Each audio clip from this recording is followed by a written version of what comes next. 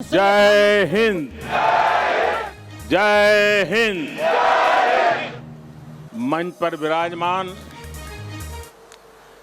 पश्चिम बंगाल के राज्यपाल श्रीमान जगदीप धनखड़ जी, पश्चिम बंगाल की मुख्यमंत्री बहन ममता बनर्जी जी, मंत्रिमंडल में मेरे सहयोगी श्री प्रहलाद पटेल, श्री बाबुल सुप्रियो जी,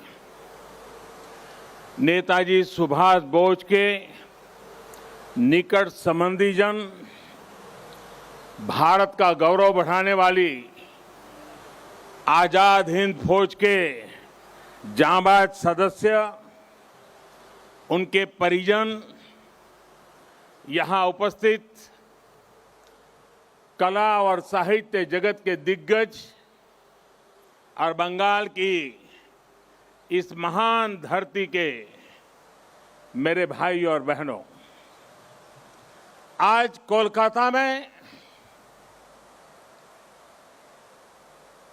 आना मेरे लिए बहुत भावुक कर देने वाला क्षण है।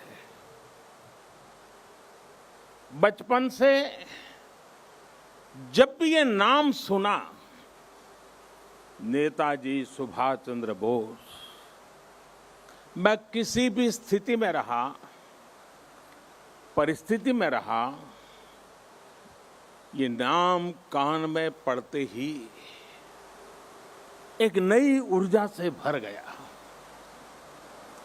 इतना विराट व्यक्तित्व की उनकी व्याख्या के लिए शब्द कम पड़ जाए।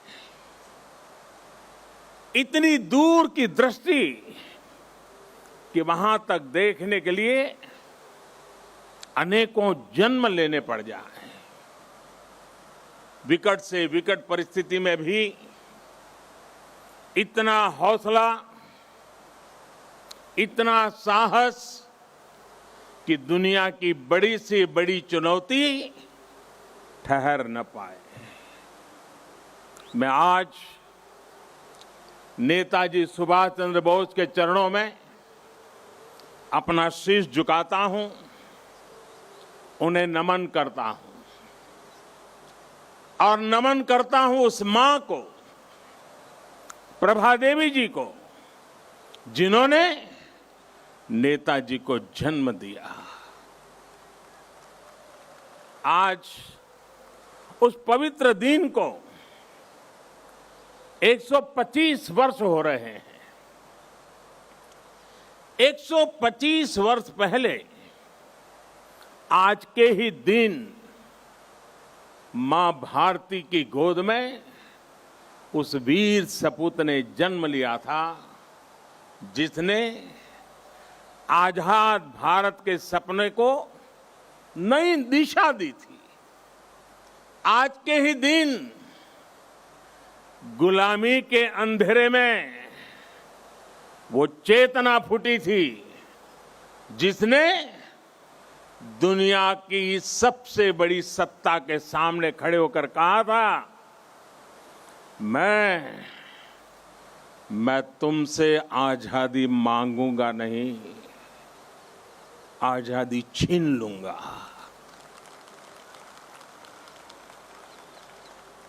आज के दिन सिर्फ नेताजी सुभाष का जन्म ही नहीं हुआ था, बल्कि आज भारत के नए आत्मगौरव का जन्म हुआ था। भारत के नए सैन्य कौशल्य का जन्म हुआ था।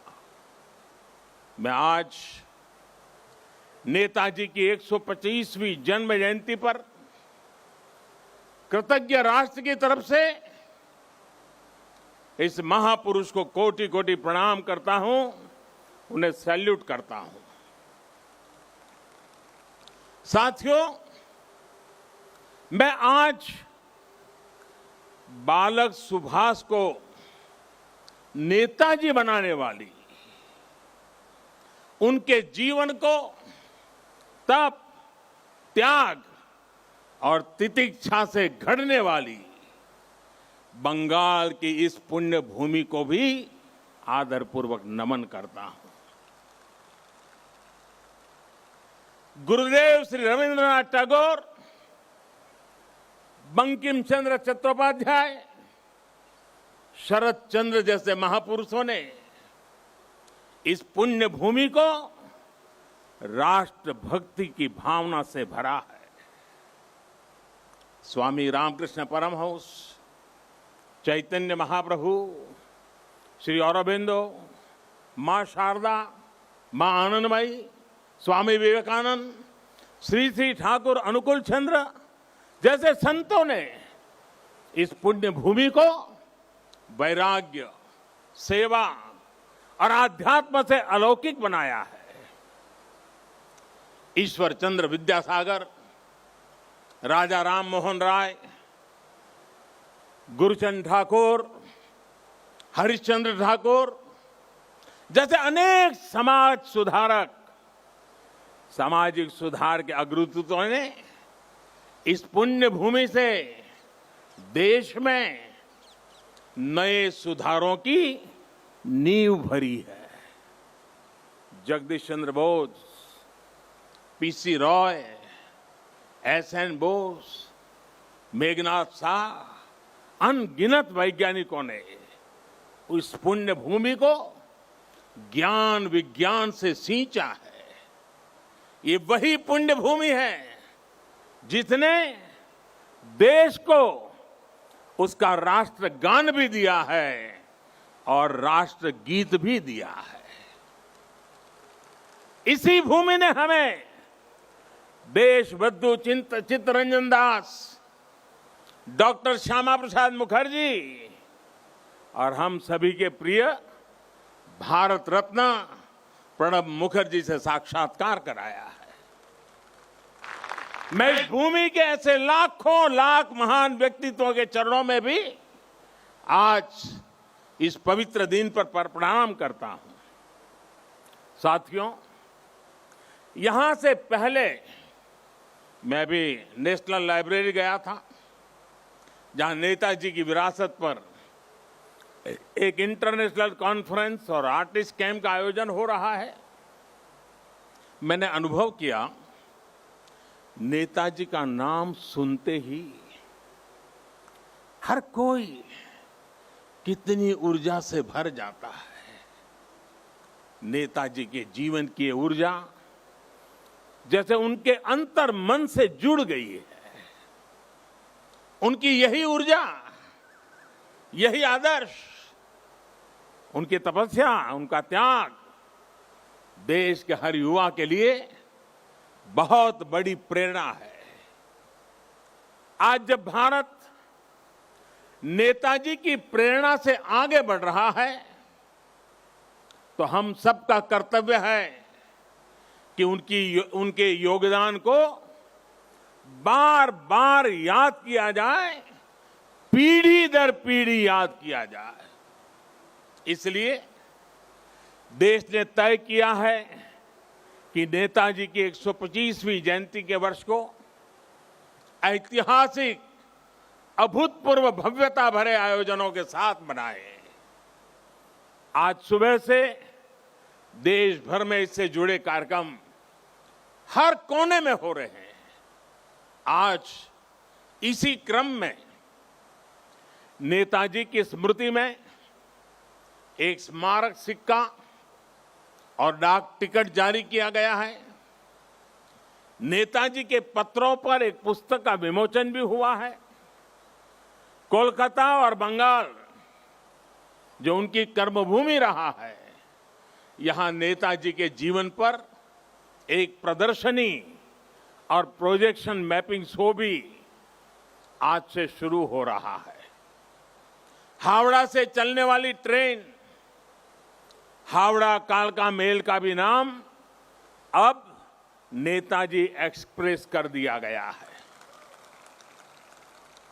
देश ने यह भी तय किया है कि अब हर साल हम नेताजी की जयंती यानी 23 जनवरी को पराक्रम दिवस के रूप में मनाया करेंगे। हमारे नेताजी भारत के पराक्रम की प्रतिमूर्ति भी है और प्रेरणा भी है। आज जब इस वर्ष देश अपनी आजादी के 75 वर्ष में प्रवेश करने वाला है, जब देश आत्मनिर्भर भारत के संकल्प के साथ आगे बढ़ रहा है, तब नेताजी का जीवन, उनका हर कार्य, उनका हर फैसला हम सभी के लिए बहुत बड़ी प्रेरणा है। उनके जैसे फौलादी इरादों वाले व्यक्तित्व के लिए असंभव कुछ भी नहीं था।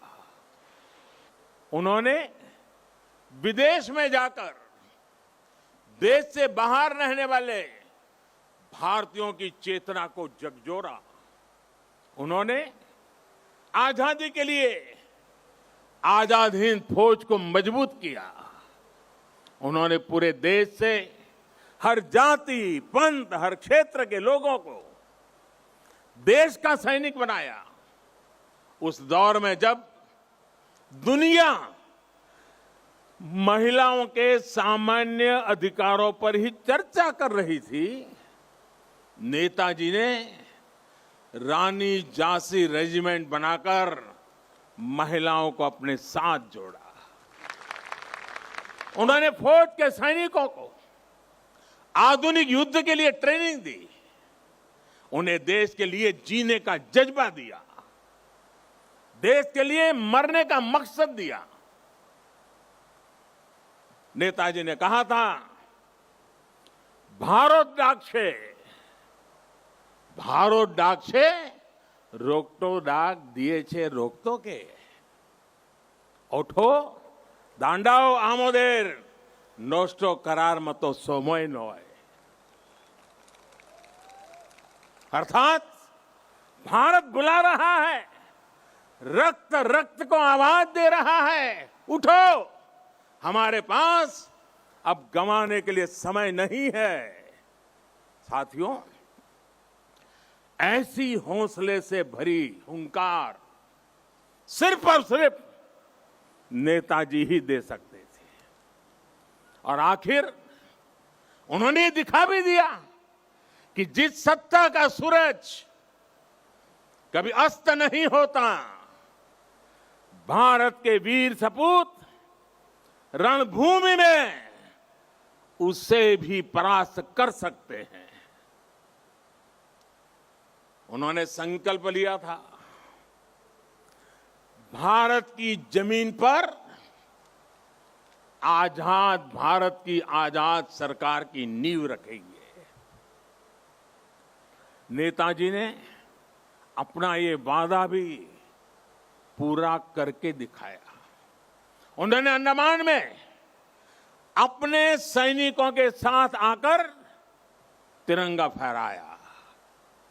जिस जगह अंग्रेज देश के स्वतंत्रता सेनानियों को यातनाएं देते थे, काला पानी की सजा देते थे, उस जगह जाकर उन्होंने सेनानियों को अपनी श्रद्धांजलि दी थी। वो सरकार अखंड भारत की पहली आजाद सरकार थी। नेताजी अखंड भारत की आजाद हिंद सरकार के पहले मुखिया थे। और ये मेरा सौभाग्य है कि आजादी की उस पहली झलक को सुरक्षित रखने के लिए 2018 में हमने अंडमान के उस द्वीप का नाम नेताजी सुभाष चंद्र बोस द्वीप रखा। देश की भावना को समझते हुए नेताजी से जुड़ी फाइलें भी हमारी सरकार ने सार्वजनिक की। ये हमारी ही सरकार का सौभाग्य रहा जो 26 जनवरी की परेड के दौरान आईएनए वेटरन्स परेड में शामिल हुए थे। आज यहां इस कार्यक्रम में आजाद हिंद फौज में रहे देश के वीर बेटे और बेटी भी उपस्थित है। मैं आपको फिर से प्रणाम करता हूं और कब प्रणाम करते हुए कहीं कहूंगा कि देश सदा सर्वदा आपका कृतज्ञ रहेगा, कृतज्ञ है और हमेशा रहेगा। साथियों, 2018 में ही देश ने आजाद हिंद सरकार के 75 साल को भी उतने ही धूमधाम से मनाया था। देश ने उसी साल सुभाष चंद्र बोस आपदा प्रबंधन पुरस्कार भी शुरू किए। नेताजी ने दिल्ली दूर नहीं का नारा देकर लाल किले पर झंडा फहराने का जो सपना देखा था, उनका वो सपना देश ने लाल किले पर झंडा फहराकर पूरा किया। भाइयों और बहनों, जब आजाद हिंद फौज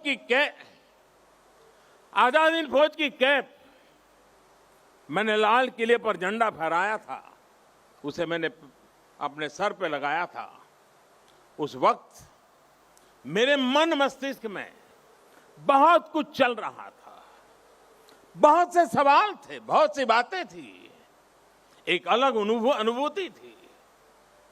मैं नेताजी के बारे में सोच रहा था, देशवासियों के बारे में सोच रहा था। वो किसके लिए जीवन भर इतना रिस्क उठाते रहे? जवाब यही है, हमारे और आपके लिए। वो कई दिनों तक आमरण अनशन किसके लिए करते रहे? आपके और हमारे लिए। वो महीनों तक किसके लिए जेल की कोठरी में सजा भुगतते रहे? आपके और हमारे लिए। कौन ऐसा होगा जिसके जीवन के पीछे इतनी बड़ी अंग्रेजी हुकूमत लगी हो, वो जान हथेली पर रखकर फरार हो जाए? हफ्तों तक वो काबुल की सड़कों पर अपना जीवन दांव पर लगाकर एक एम्बेसी से दूसरी से चक्कर काट लगाता रहे। किसके लिए? हमारे और आपके लिए। विश्व युद्ध के उस माहौल में देश के बीच पल पल बदलते देशों के बीच के रिश्ते, इसके बीच क्यों वो हर देश में जाकर भारत के लिए समर्थन मांग रहे थे, ताकि भारत आजाद हो सके, हम और आप आजाद भारत में सांस ले सके। हिंदुस्तान का एक एक व्यक्ति नेताजी सुभाष बाबू का ऋणी है। 130 करोड़ से ज्यादा भारतीयों के शरीर में बहती रक्त की एक एक बूंद नेताजी सुभाष की ऋणी है। ये ऋण हम कैसे चुकाएंगे? ये ऋण क्या हम कभी चुका भी पाएंगे? साथियों, जब नेताजी सुभाष यहां कोलकाता में अपने 38/2 एल्गिन रोड के घर में कैद थे, जब उन्होंने भारत से निकलने का इरादा कर लिया था, तो उन्होंने अपने भतीजे शिशिर को बुलाकर कहा था, अमार एकता काज कोरते पारबेगा? अमार एकता काज कोरते पारबे? क्या मेरा एक काम कर सकते हो? इसके बाद शिशिर जी ने वो किया जो भारत की आजादी की सबसे बड़ी वजहों में से एक बना। नेताजी ये देख रहे थे कि विश्व युद्ध के माहौल में अंग्रेजी हुकूमत को अगर बाहर से चोट पहुंचाई जाए तो उसे दर्द सबसे ज्यादा होगा। वो भविष्य देख रहे थे कि जैसे जैसे विश्व युद्ध बढ़ेगा, वैसे वैसे अंग्रेजों की ताकत कम पड़ती जाएगी। भारत पर उनकी पकड़ कम पड़ती जाएगी। ये था उनका विजन। इतनी दूर देख रहे थे वो। मैं कहीं पढ़ रहा था कि इसी समय उन्होंने अपनी भतीजी इला को दक्षिणेश्वर मंदिर भी भेजा था कि मां का आशीर्वाद ले आओ। वो देश से तुरंत बाहर निकलना चाहते थे। देश के बाहर जो भारत समर्थक शक्तियां हैं उन्हें एकजुट करना चाहते थे। इसलिए उन्होंने युवा शिशिर से कहा था, अमार एकता काज कोरते पारबे, क्या मेरा एक काम कर सकते हो। साथियों, आज हर भारतीय अपने दिल पर हाथ रखे, नेताजी सुभाष बाबू को महसूस करे तो उसे फिर से ये सवाल सुनाई देगा, अमार एकता काज कोरते पारबे, क्या मेरा एक काम कर सकते हो। ये काम, ये काज, ये लक्ष्य आज भारत को आत्मनिर्भर बनाने का है। देश का जन जन, देश का हर क्षेत्र, देश का हर व्यक्ति इससे जुड़ा है। नेताजी ने कहा था, पुरुष अर्थो एवं उपकरण निजे राय विजय बा স্বাধীনতা আনতে পারে না। আমাদের অবশ্যই সেই উদ্দেশ্য সকিত থাকতে হবে যা আমাদের সাহসিক কাজ এবং वीर तपुरना शोषणे उद्बुद्ध करबे। यानी हमारे पास वो उद्देश्य और शक्ति होनी चाहिए जो हमें साहस और वीरतापूर्ण तरीके से शासन करने के लिए प्रेरित करे। आज हमारे पास उद्देश्य भी है, शक्ति भी है। आत्मनिर्भर भारत का हमारा लक्ष्य, हमारी आत्मशक्ति हमारे आत्मसंकल्प से पूरा होगा। नेताजी ने कहा था, आज आमादेर केवल एक इच्छा था का उचित, भारत इच्छुक जाते भारत बांटते पारे। यानी हमारी एक इच्छा होनी चाहिए कि हमारा भारत बच पाए, भारत आगे बढ़े। हमारा भी एक ही लक्ष्य है, अपना खून पसीना बहाकर देश के लिए जिए, अपने परिश्रम से, अपने इनोवेशन से देश को आत्मनिर्भर बनाए। नेताजी कहते थे, निजेर प्रोति सात होले सारे, बिक्सेर प्रोति केऊ असोध होते पारबे ना। अर्थात अगर आप खुद के लिए सच्चे हैं तो आप दुनिया के लिए गलत नहीं हो सकते। हमें दुनिया के लिए बेहतरीन क्वालिटी के प्रोडक्ट बनाने होंगे, कुछ भी कमतर नहीं, जीरो डिफेक्ट जीरो इफेक्ट वाले प्रोडक्ट। नेताजी ने हमें कहा था, स्वाधीन भारतेर स्वप्ने कोनो दिन आस्था हारियो ना, বিশ্বে এমন কোন শক্তি নেই যে ভারতকে पराधीनानंतर श्रृंखलाएं बेगे रखते समर्थ होवे। यानी आजाद भारत के सपने में कभी भरोसा मत खोइए। दुनिया में ऐसी कोई ताकत नहीं है जो भारत को बांध करके रख सके। वाकई दुनिया में ऐसी कोई ताकत नहीं है जो 130 करोड़ देशवासियों को, अपने भारत को आत्मनिर्भर भारत बनाने से रोक सके। साथियों, नेताजी सुभाष चंद्र बोस गरीबी को, अशिक्षा को, बीमारी को देश की सबसे बड़ी समस्याओं में गिनते थे। सुभाष बाबू कहते थे, आमादेर सबसे बड़ो जातीय समस्या होलो दारिद्र्य असी कखा रोग वैज्ञानिक उत्पादन। जे समस्यार समाधान होवे केवल मात्र सामाजिक भावना चिंता द्वारा। अर्थात हमारी सबसे बड़ी समस्या गरीबी, अशिक्षा, बीमारी और वैज्ञानिक उत्पादन की कमी है। इन समस्याओं के समाधान के लिए समाज को मिलकर जुटना होगा, मिलकर प्रयास करना होगा।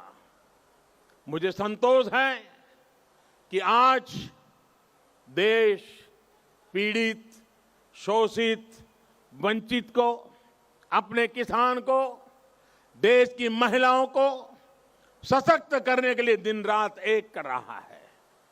आज हर एक गरीब को मुफ्त इलाज की सुविधा के लिए स्वास्थ्य सुविधाएं मिल रही है। देश के किसानों को बीज से बाजार तक आधुनिक सुविधाएं दी जा रही हैं। खेती पर होने वाला उनका खर्च कम करने का प्रयास किया जा रहा है। हर एक युवा को आधुनिक और गुणवत्तापूर्ण शिक्षा मिले, इसके लिए देश के एजुकेशन इंफ्रास्ट्रक्चर को आधुनिक बनाया जा रहा है। बड़ी संख्या में देश भारत में एम्स, आईआईटीज और आईआईएम्स जैसे बड़े संस्थान खोले गए हैं। आज देश 21वीं सदी की जरूरतों के हिसाब से नई राष्ट्रीय शिक्षा नीति भी लागू कर रहा है। साथियों, मैं कई बार सोचता हूं कि आज देश में जो बदलाव हो रहे हैं, जो नया भारत आकार ले रहा है, उसे देख नेताजी को कितनी संतुष्टि मिलती है। उन्हें कैसा लगता जब वो दुनिया की सबसे आधुनिक टेक्नोलॉजीज में अपने देश को आत्मनिर्भर बनता देखते। उन्हें कैसा लगता जब वो पूरी दुनिया की बड़ी बड़ी कंपनियों में, शिक्षा में, मेडिकल सेक्टर में भारतीयों का डंका बजते देखते। आज राफेल जैसे आधुनिक विमान भी भारत की सेना के पास हैं और तेजस जैसे अत्याधुनिक विमान भारत खुद भी बना रहा है। जब वो देखते कि आज उनके देश की सेना इतनी ताकतवर है, उसे वैसे ही आधुनिक हथियार मिल रहे हैं जो वो चाहते थे, तो उन्हें कैसा लगता।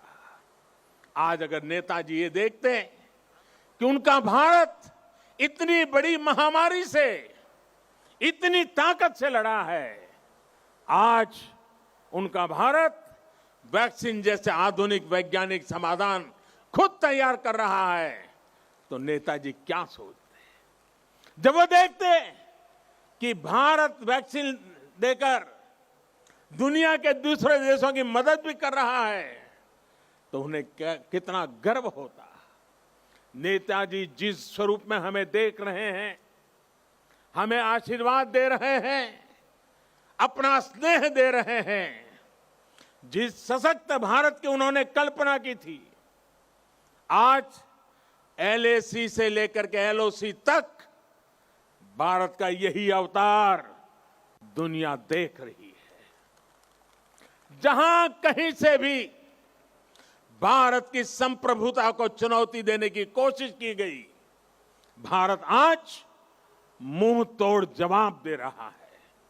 साथियों, नेताजी के बारे में बोलने के लिए इतना कुछ है कि बात करते करते रातों की रातों बीत जाए। नेताजी जैसे महान व्यक्तित्वों के जीवन से हम सबको और खासकर युवाओं को बहुत कुछ सीखने को मिलता है। लेकिन एक और बात जो मुझे बहुत प्रभावित करती है, वो है अपने लक्ष्य के लिए अनवरत प्रयास। विश्व युद्ध के समय पर जब साथी देश पराजय का सामना कर चुके थे, सरेंडर कर रहे थे, तब नेताजी ने अपने सहयोगियों को जो बात कही थी, उसका भाव यही था कि दूसरे देशों ने सरेंडर किया होगा, हमने नहीं। अपने संकल्पों को सिद्धि तक ले जाने की उनकी क्षमता अद्वितीय थी। वो अपने साथ भगवत गीता रखते थे, उनसे प्रेरणा पाते थे। अगर वो किसी काम के लिए एक बार आश्वस्त हो जाते थे तो उसे पूरा करने के लिए किसी भी सीमा तक प्रयास करते थे। उन्होंने हमें ये बात सिखाई है कि अगर कोई विचार बहुत सरल नहीं है, साधारण नहीं है, अगर इसमें कठिनाइयां भी है, तो भी कुछ नया करने से डरना नहीं चाहिए। अगर आप किसी चीज में भरोसा करते हैं तो आपको उसे प्रारंभ करने का साहस दिखाना ही चाहिए। एक बार को ये लग सकता है कि आप धारा के विपरीत बह रहे हैं, लेकिन अगर आपका लक्ष्य पवित्र है तो इसमें भी हिचकना नहीं चाहिए। उन्होंने ये करके दिखाया कि आप अगर अपने दूरगामी लक्ष्यों के लिए समर्पित है तो सफलता आपको मिलनी ही मिलनी है। साथियों, नेताजी सुभाष आत्मनिर्भर भारत के सपने के साथ ही सोनार बांग्ला की भी सबसे बड़ी प्रेरणा है। जो भूमिका नेताजी ने देश की आजादी में निभाई थी, आज वही भूमिका पश्चिम बंगाल को आत्मनिर्भर भारत अभियान में निभानी है। आत्मनिर्भर भारत अभियान का नेतृत्व आत्मनिर्भर बंगाल और सोनार बांग्ला को भी करना है। बंगाल आगे आए, अपने गौरव को और बढ़ाए, देश के गौरव को और बढ़ाए। नेताजी की तरह ही हमें भी अपने संकल्पों की प्राप्ति तक अब रुकना नहीं है। आप सभी अपने प्रयासों में, संकल्पों में सफल हो। इन्हीं शुभकामनाओं के साथ आज के इस पवित्र दिवस पर, इस पवित्र धरती पर आकर के आप सबके आशीर्वाद लेकर के नेताजी के सपनों को पूरा करने का हम संकल्प करके आगे बढ़े। इसी एक भावना के साथ मैं आप सबका बहुत बहुत धन्यवाद करता हूं। जय हिंद, जय हिंद, जय हिंद। बहुत बहुत धन्यवाद।